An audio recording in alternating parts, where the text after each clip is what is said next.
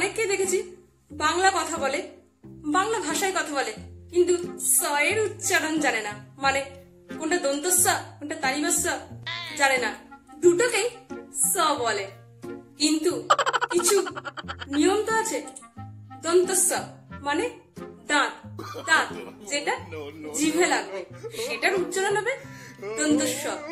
আর তালিবাস মানে তালুতে লাগবে, এটার উচ্চারণ কি হবে স। তো এই যে দন্তস্ব আর তালিবাস দুটো স কিন্তু আলাদা। খুশি, কিন্তু অনেকে এটাকে কি বলে খুশি।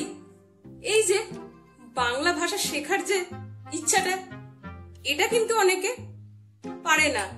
ভাষাটাকে শিখতে হবে। কাদেরকে শিখতে হবে? যারা গান করে, কারণ এই গানের মধ্যেও কিন্তু স থাকে। যেটা ছিল না সেটা না পাওয়াই থাক, সব থেকে নষ্ট জীবন।